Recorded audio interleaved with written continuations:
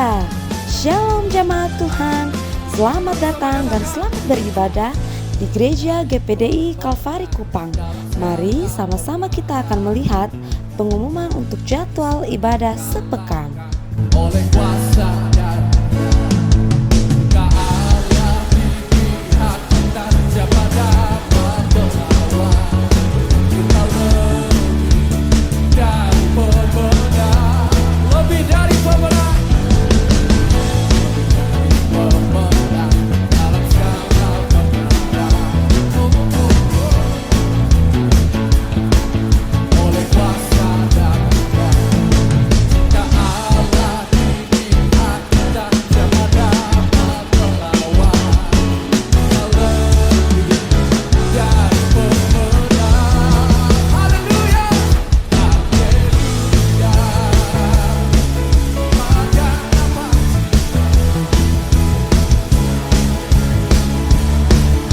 Kami juga mengucapkan selamat datang untuk para jemaat yang baru pertama kali bergabung di Gereja GPDI Kalvari Kupang.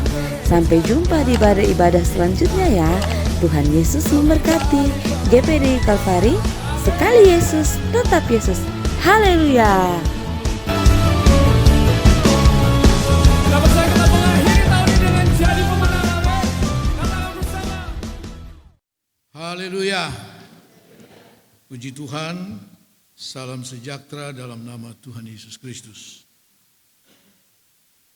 Mari saudara-saudara kembali kita membuka Alkitab kita.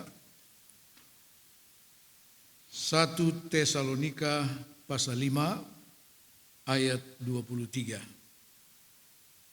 1 Tesalonika pasal 5 ayat 23. Begini firman Tuhan, saya bacakan buat kita semua.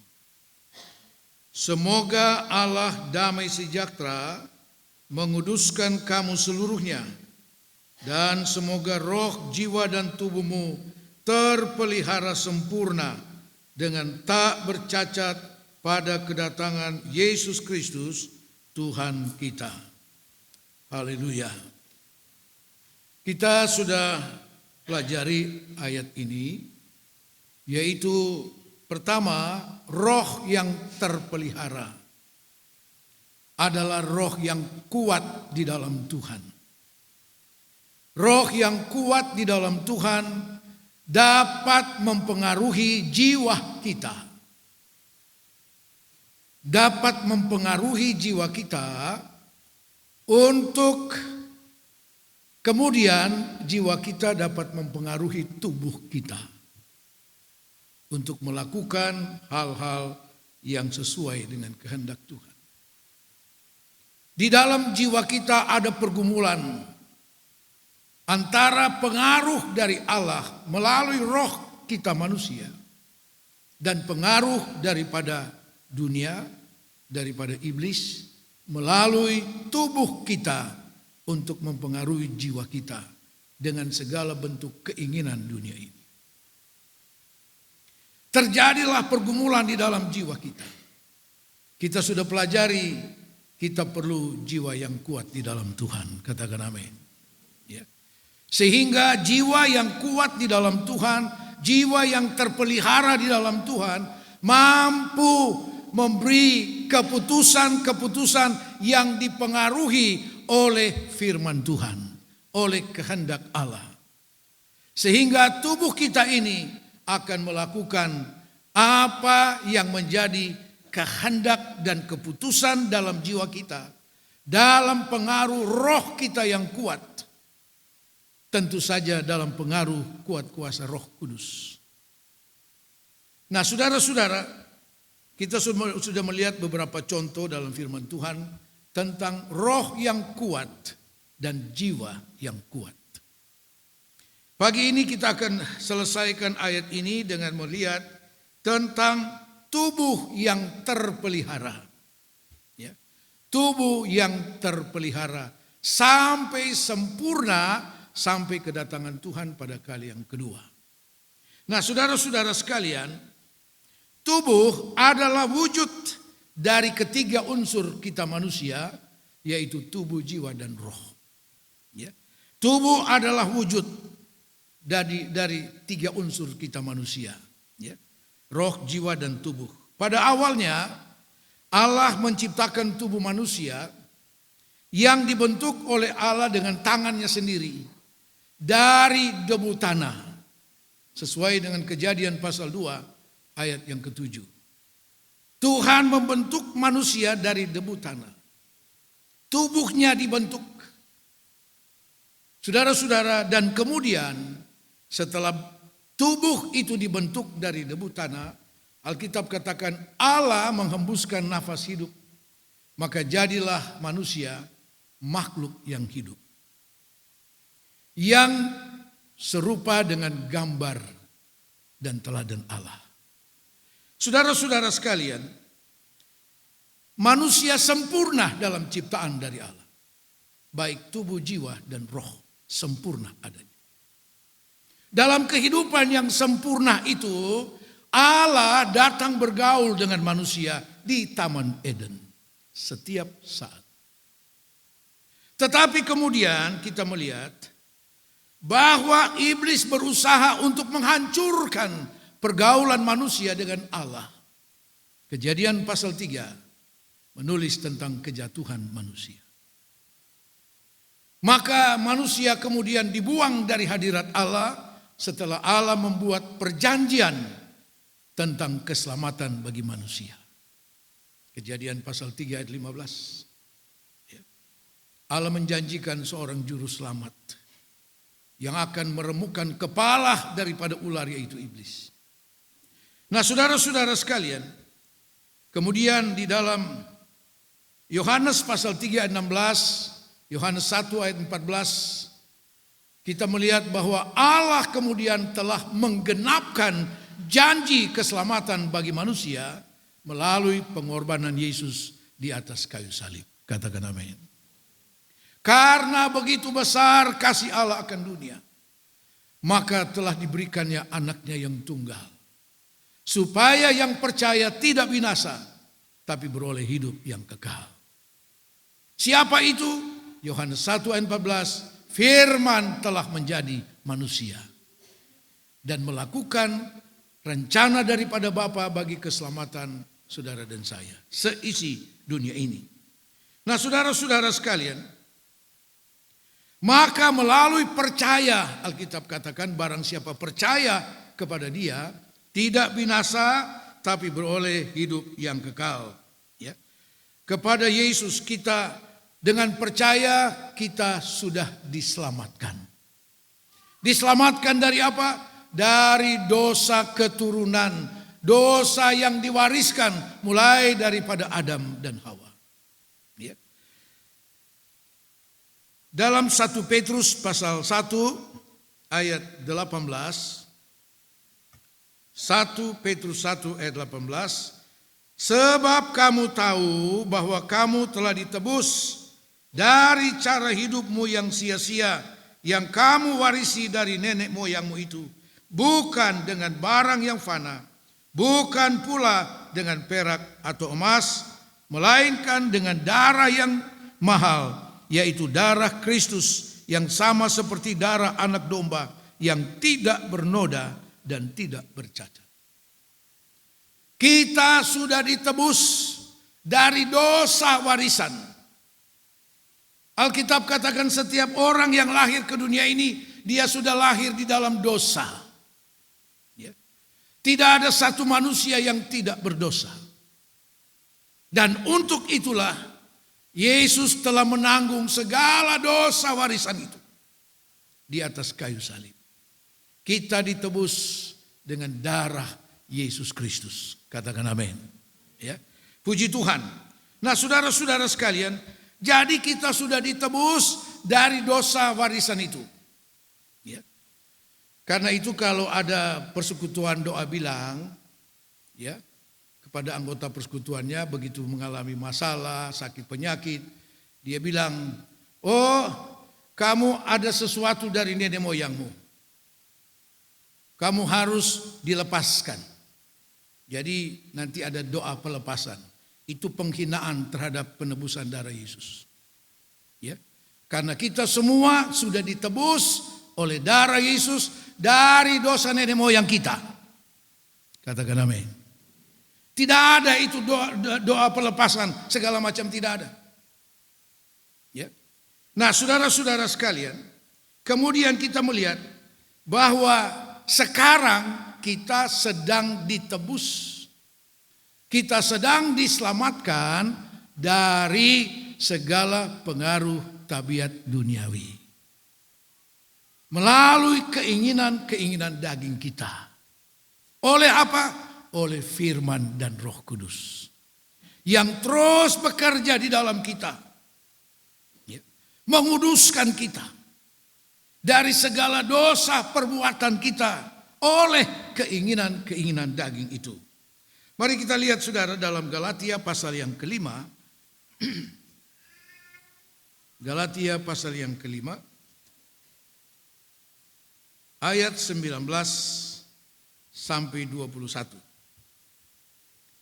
Perbuatan-perbuatan daging telah nyata, yaitu percabulan, kecemaran, hawa nafsu, penyembahan berhala, sihir, perseteruan, perselisihan, iri hati, amarah, kepentingan diri sendiri, percideraan, roh pemecah, kedengkian, kemabukan, pesta pora, dan sebagainya. Terhadap semuanya itu kuperingatkan kamu, seperti yang telah kubuat dahulu, bahwa barang siapa melakukan hal-hal yang demikian, ia tidak akan mendapat bagian dalam kerajaan Allah. Saya mencatat ada 15 macam hal menyangkut keinginan daging yang ditulis dalam ayat-ayat itu. Saudara periksa sendiri yang mana yang masih melekat. Yang mana yang masih melekat dalam dirimu. Yang masih sulit untuk dilepaskan. Saudara-saudara, bukan kita tidak boleh pesta. Boleh. Tapi jangan pesta pora. Apa itu pesta pora? Pesta yang mengadopsi segala keinginan duniawi. Ya. Yang mengadopsi segala cara orang dunia. Ya.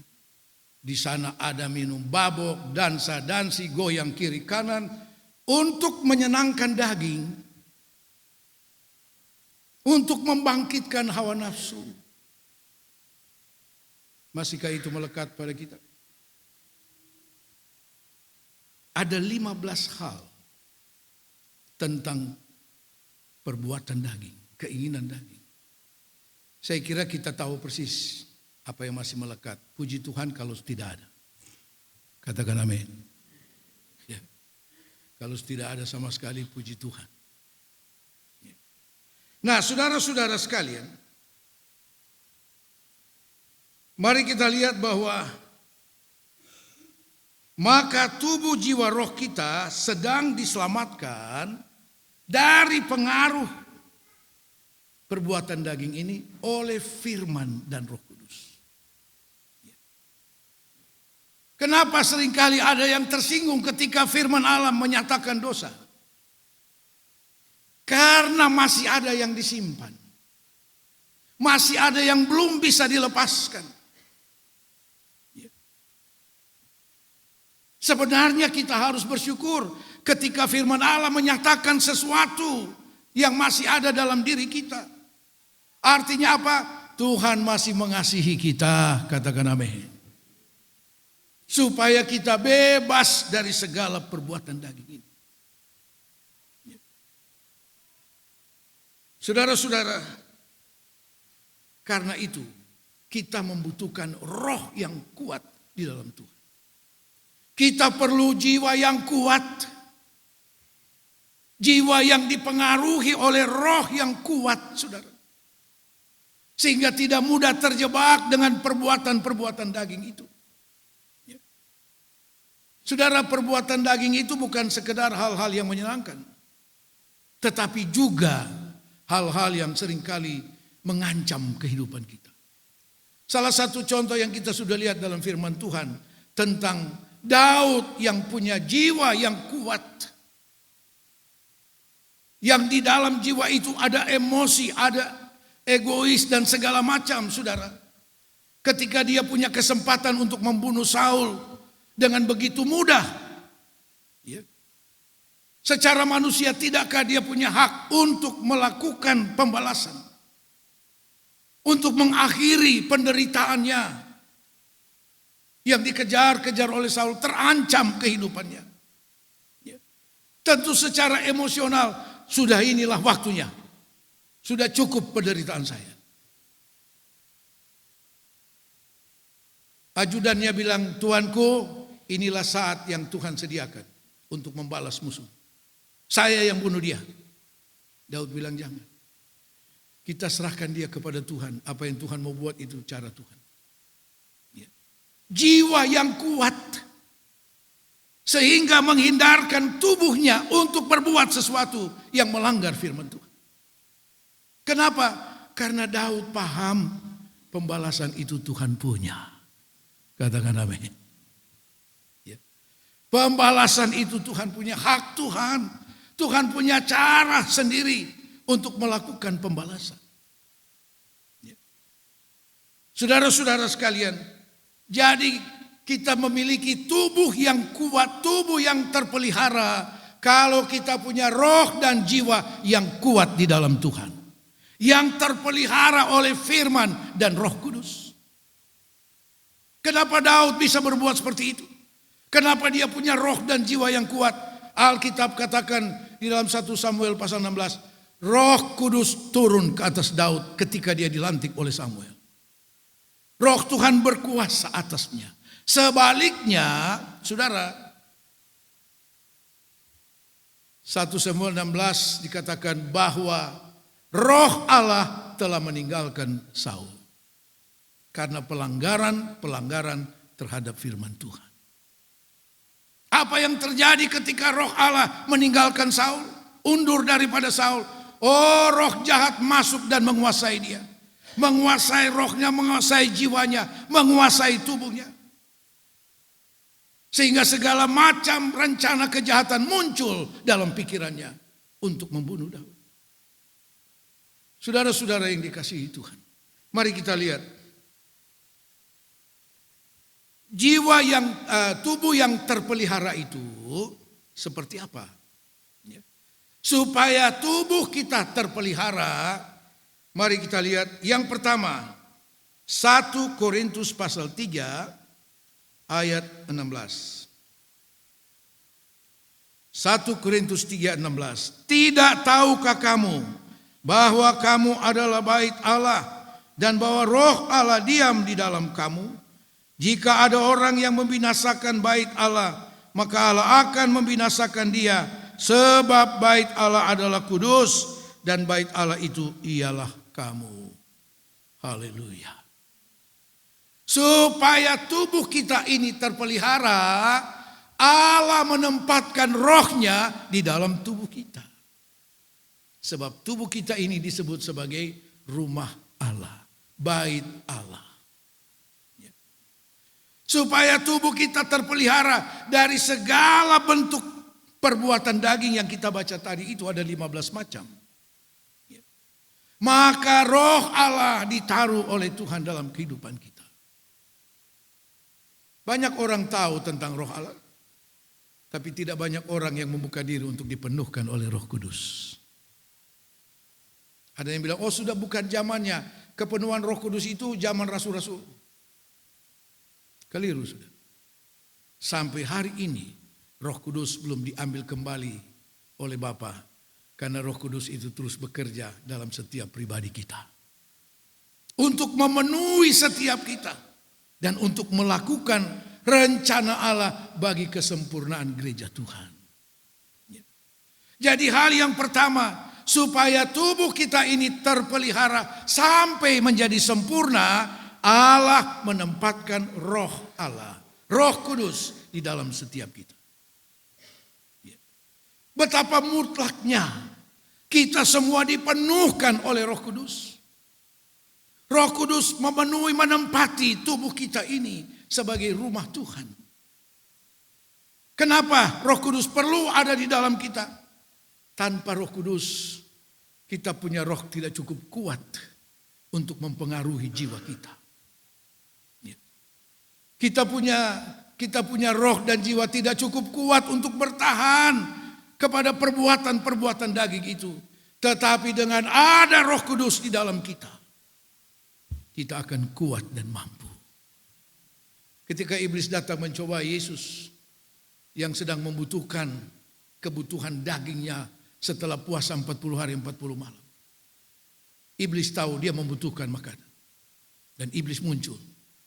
Kalau engkau anak Allah, jadikan batu itu menjadi roti. Dan memang itu yang sedang dibutuhkan oleh tubuh Yesus. Tetapi karena Roh Kudus ada di dalam dia, firman Allah ada di dalam dia, Yesus dengan mudah dapat menjawab. Ada firman Tuhan bahwa manusia tidak hidup hanya dari roti dan air, tapi oleh setiap firman yang keluar dari mulut Allah. Jelas sekali Yesus punya roh dan jiwa yang kuat untuk menolak setiap perbuatan keinginan daging yang datangnya dari iblis. Yesus memang membutuhkan makanan secara jasmani, secara tubuh. Tetapi tidak harus kompromi dengan iblis. Tetapi tidak harus menerima apa yang disodorkan oleh iblis, tidak. Allah Bapa tahu dia membutuhkan itu. Dan setelah melewati cobaan dari iblis, Alkitab katakan, lihatlah malaikat datang dan melayani dia. Haleluya, sempurna adanya. Sudah. Bukan Tuhan tidak tahu kebutuhan hidup kita secara jasmani. Tuhan tahu. Yesus dalam Matius pasal 6 ayat 31, 32 dan 33, Yesus katakan, ya, bangsa-bangsa mencari semua kebutuhan jasmani ini. Itu dicari oleh bangsa-bangsa yang tidak mengenal Tuhan. Tidak kenal siang, tidak kenal malam. Semua usaha pekerjaan untuk kebutuhan jasmani. Sehingga harus mengabaikan kebutuhan rohani. Saudara, tapi lalu Yesus katakan, Bapamu di sorga tahu bahwa engkau perlu. Haleluya. Apa yang saudara sedang butuhkan sekarang? Katakan kepada jiwamu, Bapamu di sorga tahu yang engkau perlu. Haleluya. Bapa di sorga tahu yang saudara dan saya perlu. Tetapi Yesus katakan, carilah dahulu kerajaan Allah dan kebenarannya. Maka semua itu akan ditambahkan Tuhan. Dan Tuhan tidak pernah berdusta, saudara. Haleluya. Jadi kita melihat tubuh yang terpelihara sampai sempurna, tubuh yang di dalamnya ada Roh Kudus. Ada Roh Kudus. Untuk apa? Supaya Roh Kudus bisa berperan aktif di dalam kita. Mengontrol dan mengendalikan setiap kehendak keinginan kita, jiwa kita. Sehingga menghasilkan keputusan-keputusan yang sesuai dengan kehendak Tuhan. Dan keputusan dari jiwa itulah yang dilakukan oleh tubuh ini. Haleluya. Saudara-saudara sekalian. Seperti saya katakan tadi, Roh Allah meninggalkan Saul. Karena apa? Dia sangat mengabaikan firman Tuhan. 1 Samuel 13, pelanggaran pertama Saul terhadap firman Tuhan. Ya. Kemudian Tuhan masih kasih kesempatan. Samuel berdoa kepada Tuhan supaya dia diberi kesempatan lagi. 1 Samuel 15 kembali Tuhan kasih dia kesempatan untuk memerangi orang Amalek, membinasakan mereka. Dengan catatan, semua harus ditumpas habis. Mulai dari raja sampai binatang, tidak boleh ada yang hidup. Ya. Saudara, apa yang dilakukan oleh Saul? Benar, dia pergi mengalahkan Amalek, menangkap Raja Agag. Tetapi kemudian binatang-binatang yang kelihatannya menguntungkan tidak dibinasakan. Pelanggaran terhadap firman Tuhan. Dan itu sudah cukup bagi Tuhan kemudian mengambil roh Allah daripada Saul. Apa yang terjadi dengan Saul? Oh, ketakutan. Menghadapi Goliat dia bilang tidak bisa.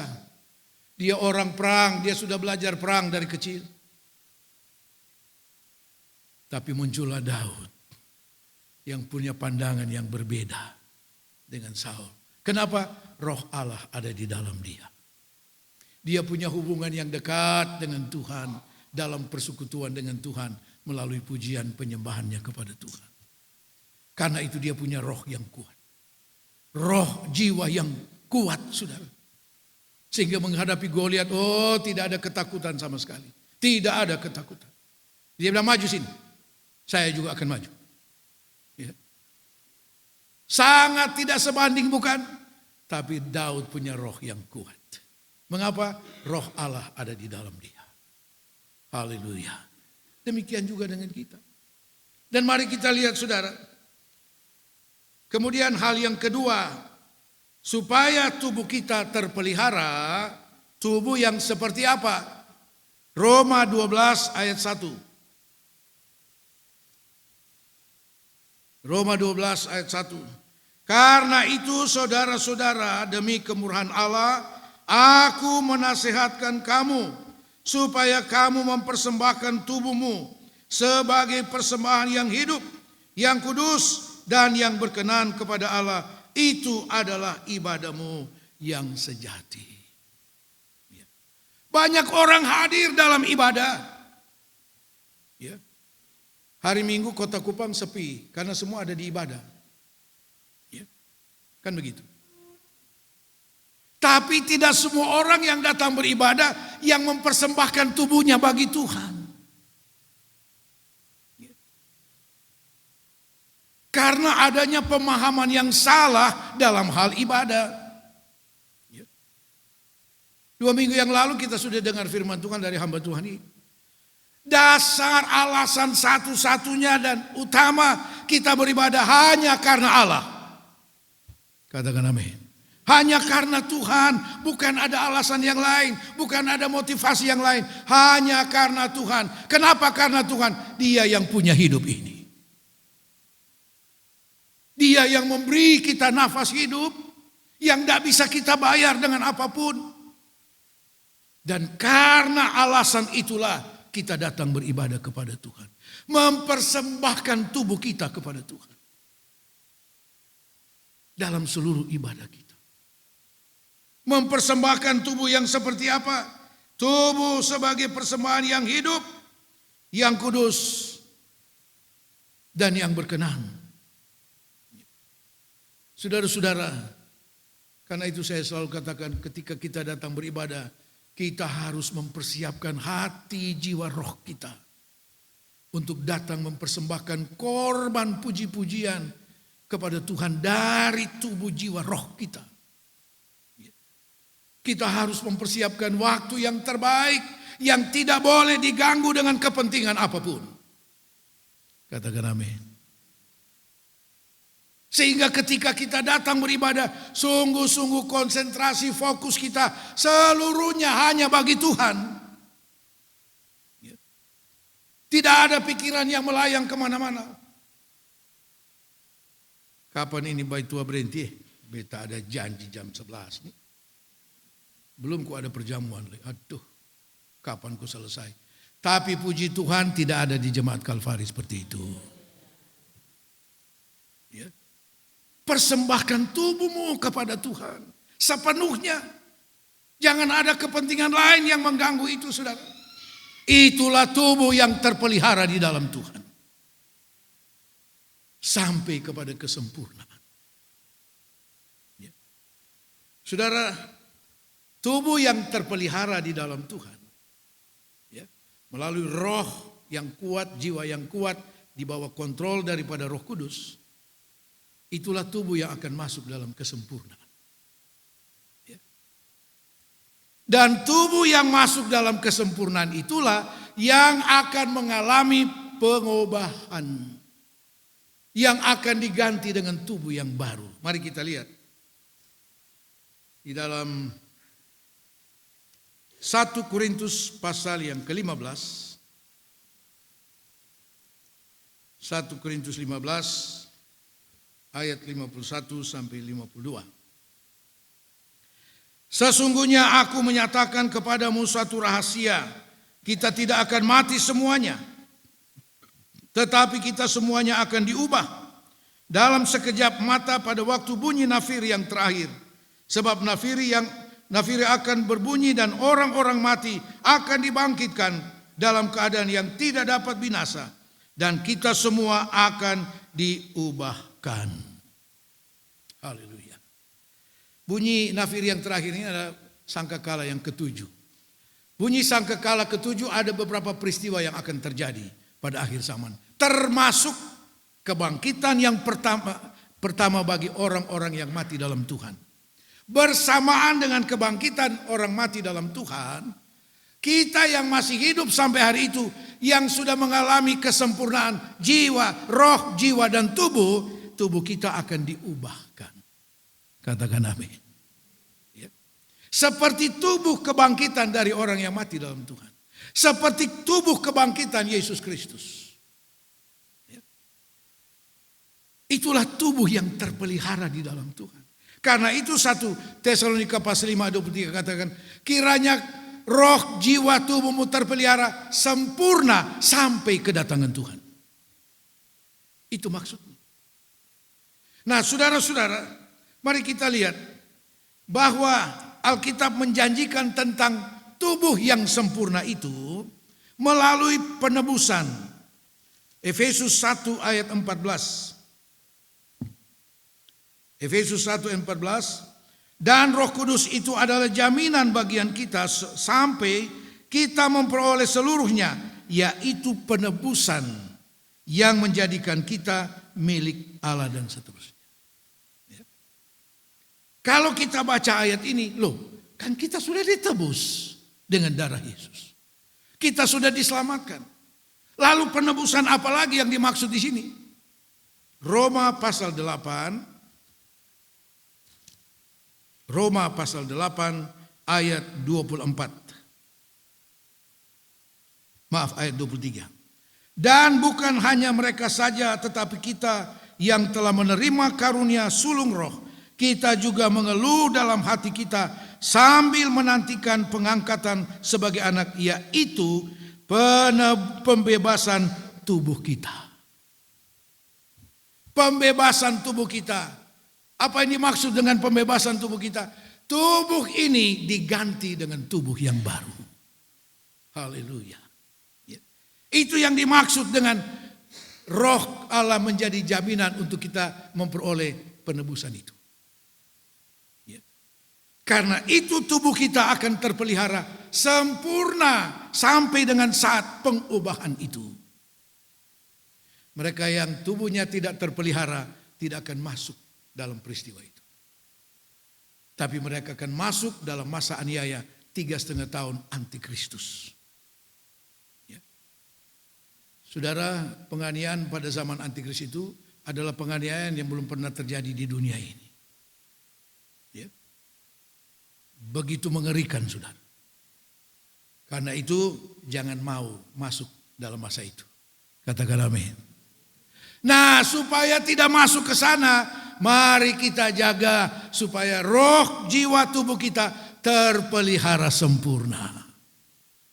Saudara, tubuh yang terpelihara, api tidak mempan, singa tidak berdaya.